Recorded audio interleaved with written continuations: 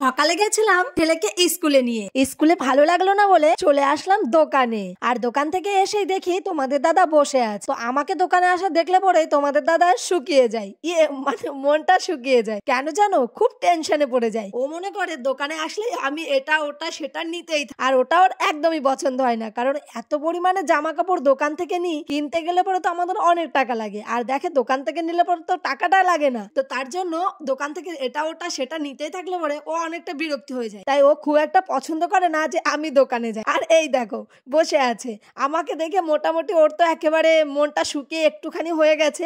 আমাকে বলছে তুমি কেন এসেছো দোকানে, কারণ আমি বললাম কেন আসবো না কেন, আমাকে বলছে তুমি দোকানে আসলেই তো খালি এটা ওটা সেটা চাইতে থাকো। তো দেখো ওর কথাবার্তা কেমন। আমি আসলে পরে ওর অসুবিধা হয়, কারণ আমি ধরো কোনো শাড়ি হোক, কোনো চুড়িদার হোক, কুর্তি হোক, এটা ওটা সেটা নিতেই থাকি নিজের জন্য, ছেলের জন্য।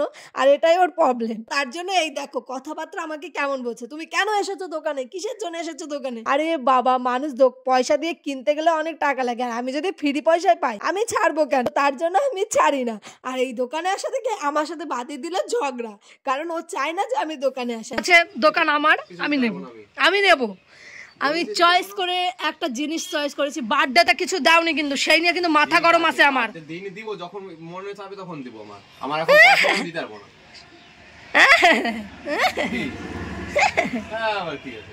তা নেবো না, আমি জিনিস নেবো। আমি একটা দেখি একটা শাড়ি চয়েস করি। গাইস তোমরা দেখো এখানে অনেক শাড়ি আছে, কোন শাড়িটা নিলে ভালো লাগবে একটুখানি চয়েস করে দাও, চয়েস করে দাও। ও বাহ, এখানে একটা শাড়ি আছে। কেউ দেখছিল না কি গো শাড়িটা? এই শাড়িটা দেখি একটু কেমন। ভালো না, এটা ভালো না।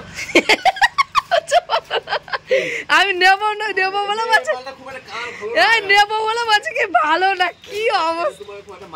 কেন মানাবে, এটা আমাকে মানাবে না, এটা ভালো লাগবে।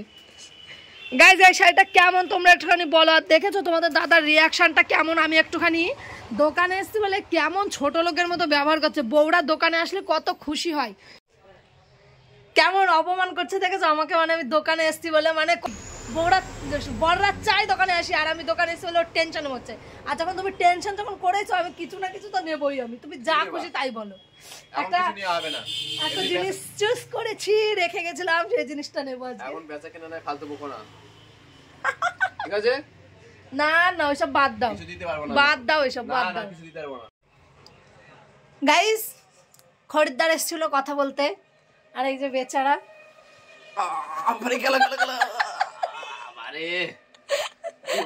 ধ্বংস হয়ে গেল রে।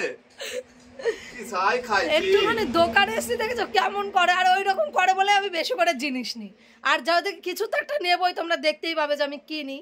গাইস বাই দ্য ওয়ে আমাকে কেমন লাগছে আজকে, আমাকে একটু বেশি প্রিটি লাগছে না, বেশি সুন্দর লাগছে, একটু গ্লেজলি লাগছে। কিছু নেবো ভাবছি, দেখি কি নিই, তোমাদের দেখাচ্ছি।